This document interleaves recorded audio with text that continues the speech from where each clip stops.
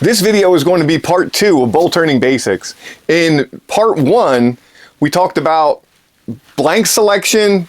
We harvested a blank out of a log, and then we took that blank and then we trued it up and we got it on the lathe. Talked about several different ways to mount that blank on your lathe depending on what type of equipment that you have available.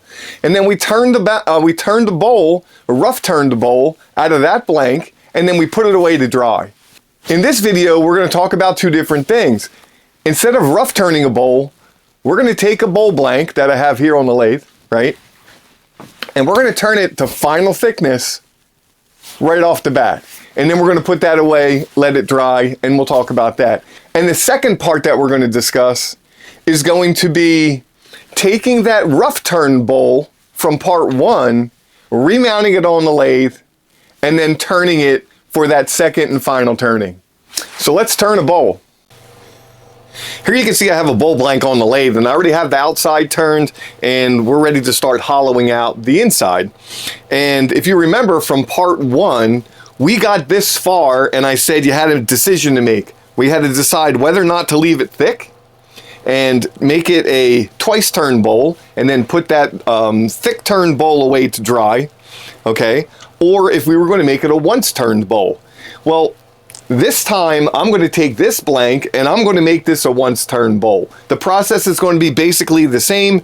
We're going to hollow from the center out, and so let's get turning.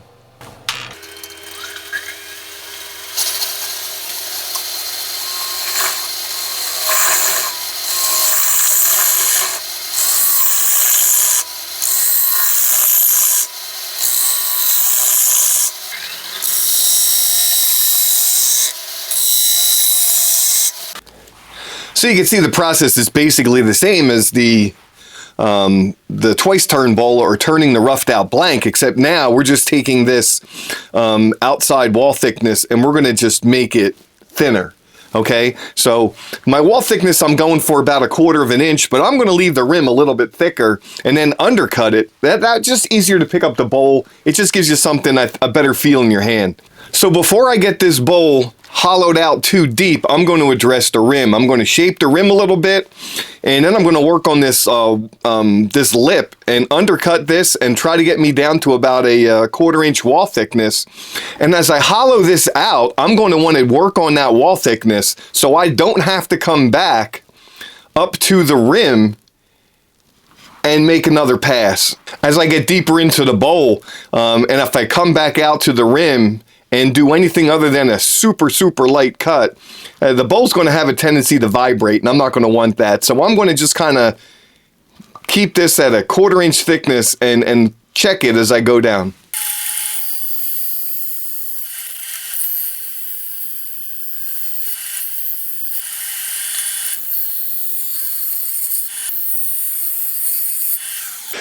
All right, hopefully from that overhead shot, you can see I kind of, just put a slight bead or, rolled this edge over a little bit, and I have the inside of the rim actually dipping into the bowl. It's just personal preference. I just like that, and, the outside's a little bit rounded over, and it's undercut slightly, so it's a little bit thinner away from the rim. Okay, so the next step is to just hollow the rest of this bowl out and try to keep that wall thickness as consistent as I possibly can.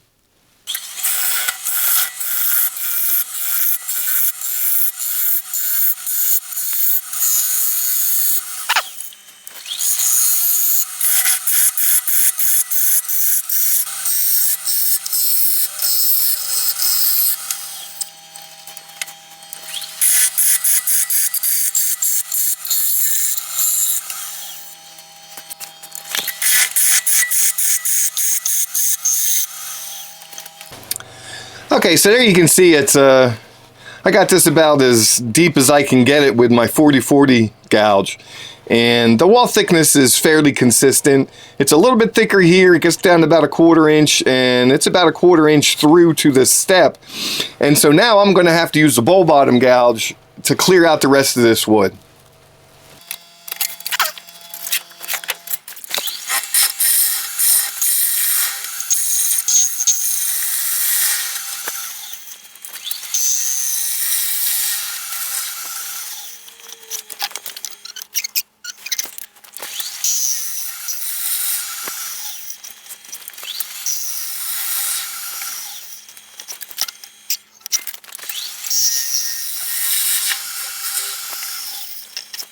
I'm using this Tompkins bowl gauge to show you the wall thickness here, and you can see here at the rim, you know, hopefully you can see this, you know, red line here on the gauge, right? So that's giving you an approximate thickness, and you can see as I go in, it's going to get a little bit thinner, right? Just a little bit thinner, and hopefully you can still see that, right? And then you can see that wall thickness is going to be consistent throughout the piece, okay? So a little bit thicker at the rim, all right, and then undercut, and then a nice consistent wall thickness, probably a little bit over a quarter, just a hair over a quarter inch. Okay, so the majority of the turning for this piece is done. There's some really, really light tool marks inside here, and you know, I could take just a nice light pass with my bowl gouge, but what I'm going to do is I'm going to actually use a bowl scraper or a round nose scraper and just blend that in. All right, here you can see my round nose scraper, and I have a negative rake ground on it, and I've then used a burnishing rod to curl up the burr to make it a little bit stronger. If you'd like to see how I sharpen my tools, I did a video on that, and I'll put a link in the description. Okay, so I have the tool rest adjusted a little bit higher than center, and that'll let me get in here and use the scraper. I'm going to try to keep it as parallel to the bed as possible and come through. Now I have a paper towel in my hand, and I'm going to use that when I get out to the edge. All right, and I'm actually going to try to support the wood to keep it from vibrating with the paper towel in my hand. Okay, so and I'm just really going to come in here and just blend out, you know, any tool marks that I can see, which they're minimal. Okay, so let's just do that.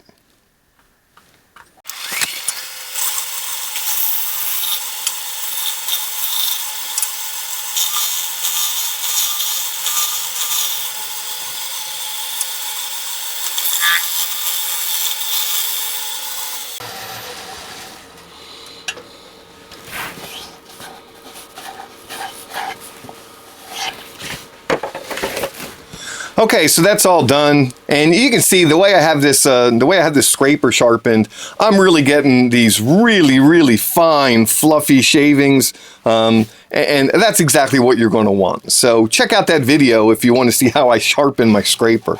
All right, but this is ready to be sanded. It's still a little bit damp though. I probably could sand the outside at this point, and so I probably will. So let's do that.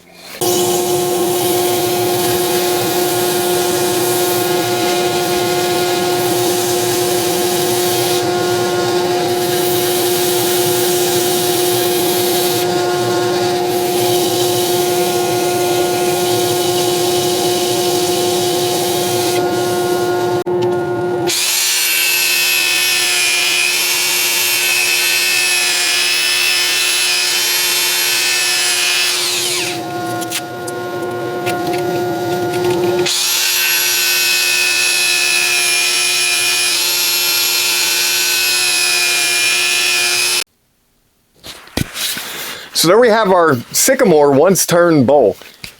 I try to sand it right away. It's a lot easier to sand it while it's symmetrical. You can sand it once it warps. It's just kind of a pain, okay? So if you can sand it, you know, while it's still round, you know, sand it. You might have to touch it up once it's dry, but yeah, sand it, and then after it's dry, hit it light with some, you know, whatever the last grit you used. I sanded this up to 400, and so hit it lightly with that, and then spray some water on it, right, to raise the grain. And once you have the grain raised, let it dry, and then just wipe it down again. I do a lot of that by hand off the lathe, but you can do it on the lathe if you like. But for now, I'm going to take this once turned bowl and put it away so it can dry.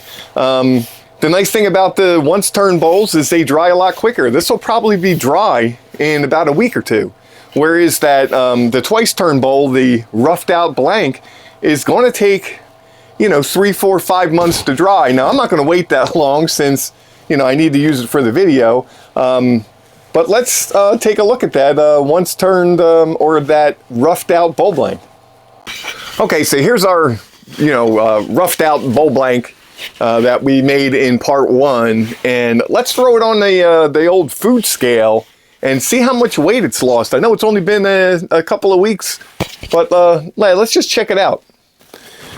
All right, so it's only been a few weeks, and I really should let this dry quite a bit longer. But just to show you how much it actually dries, when we weighed this bowl when it first came off the lathe, it's just a hair over 20 ounces, right? So let's just zero this scale out, and it should be at 0, right? And then you take the bowl, and let's see how much it weighs today.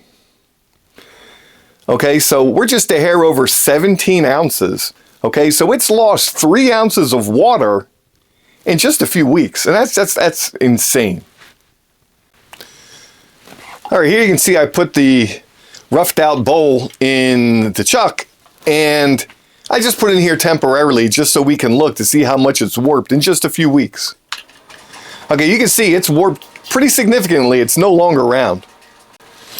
All right, here I put a different bowl in the chuck, and this one's a walnut, and this has been around long enough. This is completely dry, okay? But I just wanted to show you how much this bowl has warped since I originally roughed it out.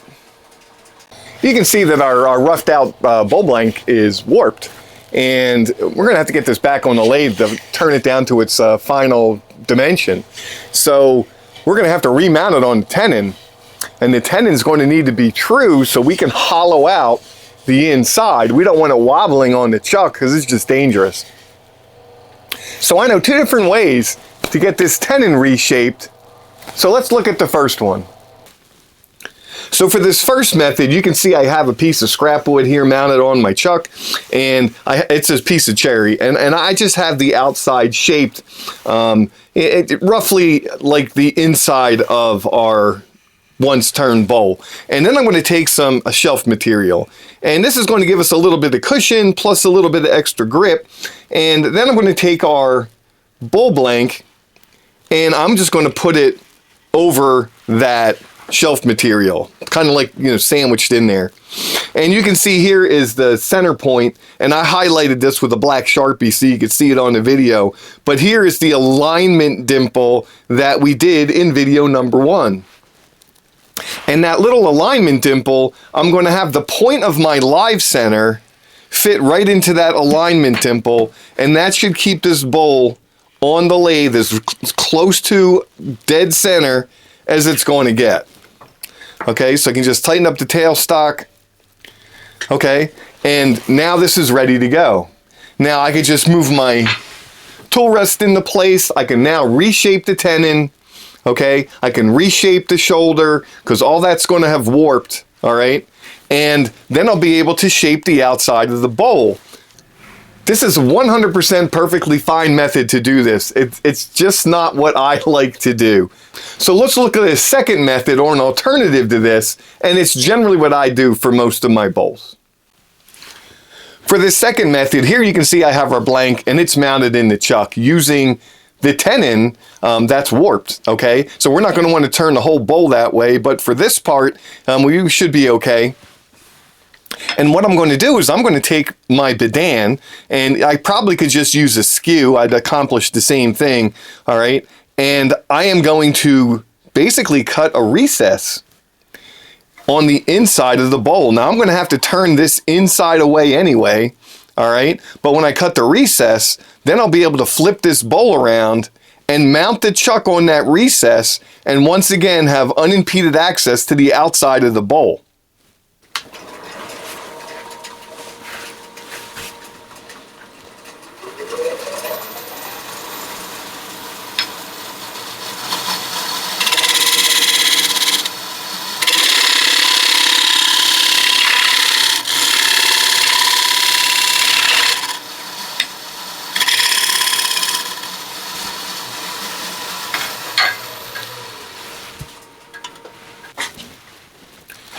Here you can see I have a recess on the inside of my bowl now, so I'm just going to loosen up the chuck, okay?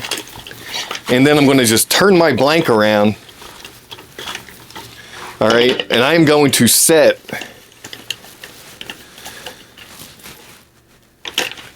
that in that recess and tighten up the jaws.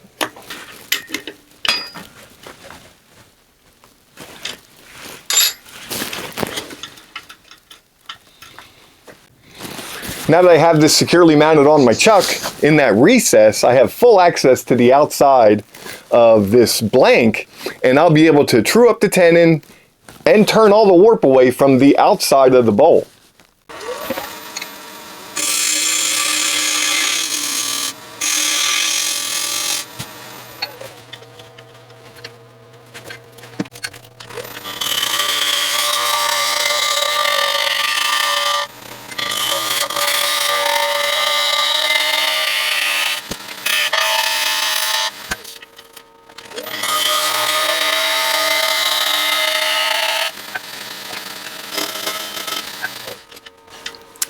All right, there you can see I trued up the tenon. I flattened, I re-flattened out this shoulder, and you know, I reshaped the bowl, took all the warp out, and at the end you can see I just made a final pass and left myself just a little bit of a rim, and you can do that with a twice turned bowl. If the piece is dry, it's not going to warp or crack any, you know, so you can put some decorative like rims or, you know, any other type of stuff that you'd like on the bowl while you're turning it.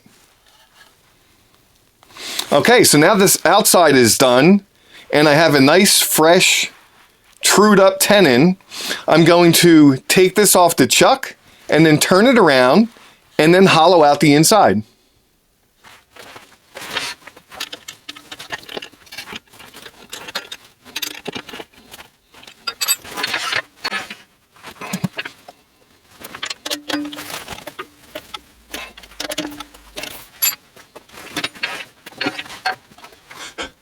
All right, here you can see I get the bowl back in the chuck, you know, turned around so I can hollow out the interior.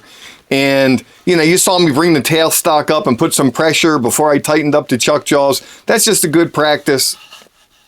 Okay, and now we have quite a bit of material to play with that we're going to have to turn away. All right, so this bowl is still, you know, pretty close to or just shy of an inch thick.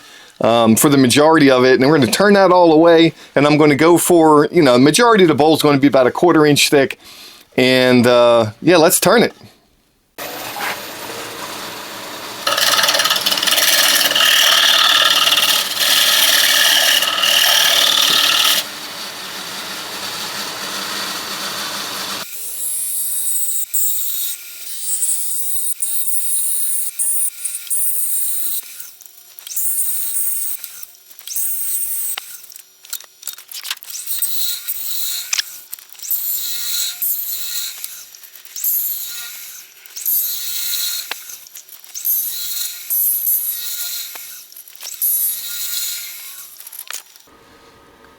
Okay, so there we have our bowl all hollowed out.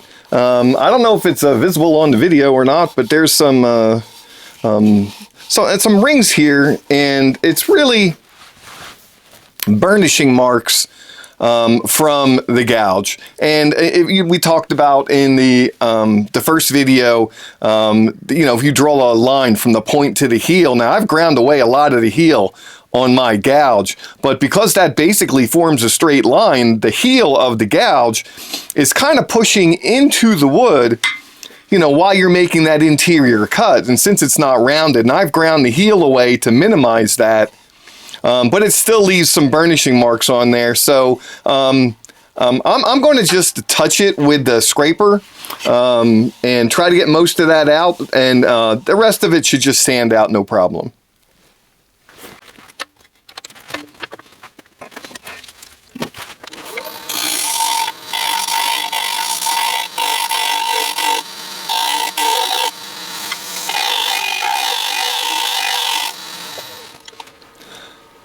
Okay, so once again, I used that paper towel balled up just to keep that, so I could keep some pressure to keep that, the bowl from vibrating as I use the scraper. And that scraper really leaves a nice surface. So the next step here is going to be, actually, I forgot to do this rim. I'm going to taper this rim just down a bit, and then we're going to sand it up.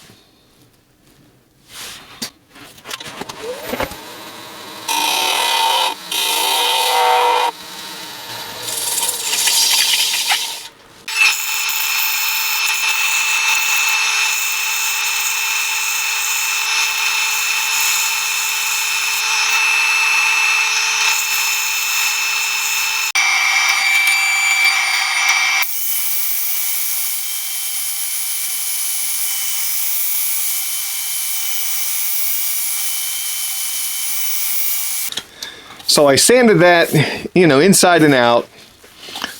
Started out with 120 and worked through the grits up to 400, and that actually came up really nice. So the next step is to take that tenon off. All right, so now it's time to remove the tenon off of our bowl, and you can see once again I have the piece of cherry that I turned, and I use this all the time. So, and then we're going to take another piece of shelf liner, and we're going to put the bowl on there, and then I'm going to slide the tailstock in, and I'm going to use that alignment dimple that we put in the first video again, and that's how I'm going to line this up. All right, I got that pretty much right in the right area, so I've locked down my tailstock, and now I'm just going to tighten this up just a little bit so the point goes right in that hole. All right, and I'm just going to tighten this up a little bit, okay, so it's nice and secure. Okay, I'm not going to over tighten it because it doesn't fit the contour of the bowl perfectly, and I don't want to do anything crazy, right? So I'm just going to tighten it up so it's snug. All right, and then I'll put my tool rest in place so I can turn that tenon away. Okay, from this view you can see exactly what I'm doing here, right? I'm going to use my bowl gouge, and I'm going to just reduce the size of this tenon until it's even with the shoulder, and then I'm actually going to then take the shoulder and I'm going to make it into like a ringed foot. So yeah, let's get that done.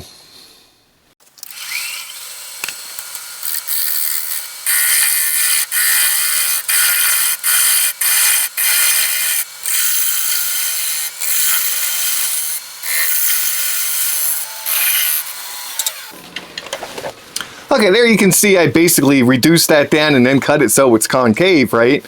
And that way the bowl will sit on this outside rim and it'll sit nice and flat.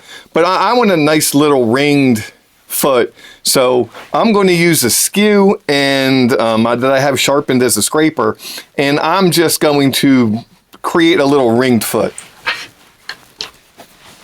So here's my skew, and I'm going to actually use the heel of the skew to create that edge of the ring.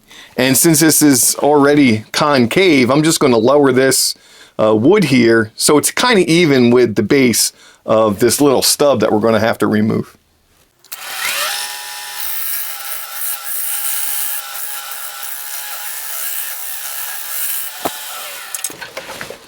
Okay, so you can make that ring as wide or as narrow as you want. I think that looks good. So I'm going to be done with that. And the next thing, I'm just going to have to try to whittle away at this stub, and I'm going to get it as small as possible.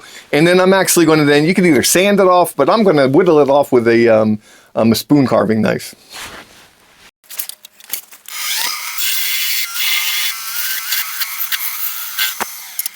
Before you take that bowl off the lathe, now would be the best time to sand up around the foot area. You know, any transition from the exterior side down to the foot that we had to blend in maybe a little bit, just to get that nice smooth curve.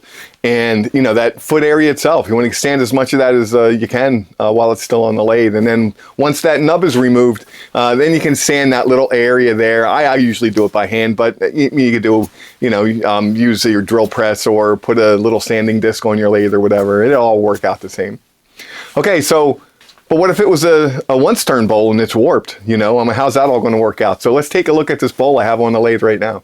So the sycamore piece that we turned earlier, it's going to take a couple weeks to dry, but this piece of cherry, this has been sitting around the shop for a while, so this is dry, and I'm ready to take the tenon off here. And you know, I sanded this; it was dry enough to sand, you know, when I got done turning it. But you know, like I mentioned earlier, right? If it is still too damp, once you're done turning it and you can't sand it, just put it away for about a week, check it, you know, and then and sand it as soon as you can, right? Because it's much easier to sand it when it is mostly round. And then once it gets warped, you can see that if I was trying to sand this, and you can see this is significantly warped. If I was trying to sand this, it'd be much more difficult, you know, sanding a bowl that is warped, okay? So, but now I have this bowl and it's ready to go, and you can see that it's significantly warped. So we're going to turn the tenon away so you can see how I handle this. Okay, I'm going to turn the lathe on slow from this overhead shot, and you'll be able to see. I mean, not only is the bowl warped you know, pretty significantly. But you can see that my shoulder is also warped, and the tenon obviously very warped, right? And I'm going to want to do the same as I did before. I'm going to try to blend in this side into the shoulder so I can make a ringed foot, and I got to take the tenon down. So let's turn it and let's see how we're going to take care of it. Okay, so I have my bowl gouge, and I'm going to ride the bevel a little bit away from that shoulder, and I'm going to start to make a cut, and I'm going to define that shoulder, okay? And then I'm going to true that up so I have a symmetrical ring, all right? So let's do that part first.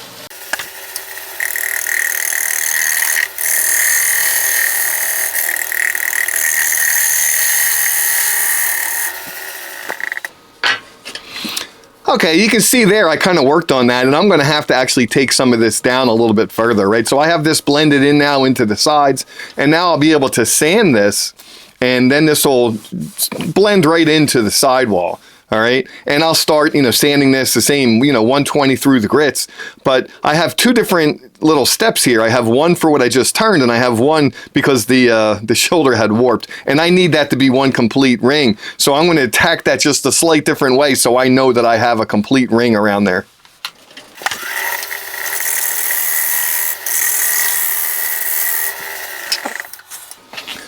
Okay, so for that cut, you can see I was basically going into the bowl instead of working the side like here.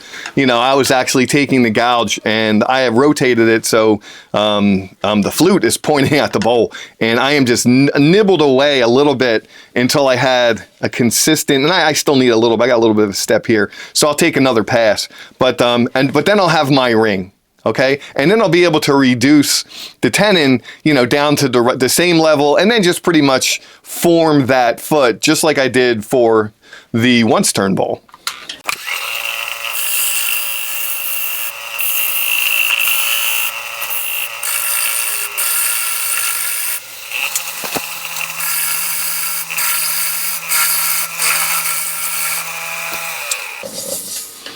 All right, so now you can see I have this ring here, or, you know, this round area, and to cut that ring, and I don't know if I explained it well, I'm going to actually ride the bevel a little bit onto this ring, and I'm going to then pivot the gouge until it starts to cut, and then I'll start to cut into this area here, and I really only want to go just deep enough so, you know, when you set the bowl down, it'll actually sit on the ring itself. Okay, so here, let me just form that ring.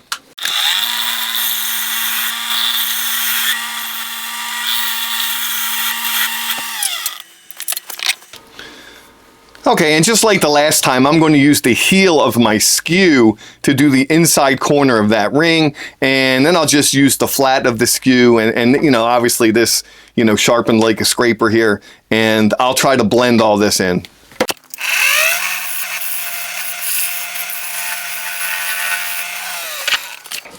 Okay, so there you go. You see I have a nice ring here, and now I can think about sanding this up. But before I do that, I have this little inner ring here when I was leveling that out, and I'm just going to deal with this just with a, I could use my bowl gouge, but I'll actually be able to get in here a little bit tighter if I use the spindle gouge. So let me reset my rest height and take care of that real quick. And at the same time, I'm going to reduce this nub, okay?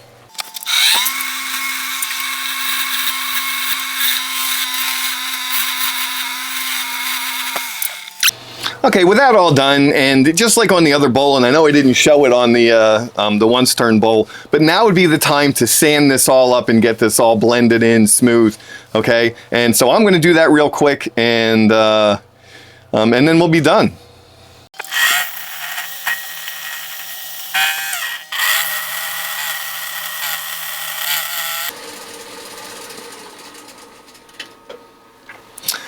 Okay, so I changed the camera angle a little bit. I mean, just so you can see, even though the bowl is obviously still very warped. You can see the ring here for the foot is very much, symmetrical. So that's done, and you can see the area here that we had to, blend into the foot and clean that up. I mean, that's sanded up really nice, and just worked through the grits from 120 to 400, and you really can't see any difference between the sides of the bowl where it transitions into this area that we just cut.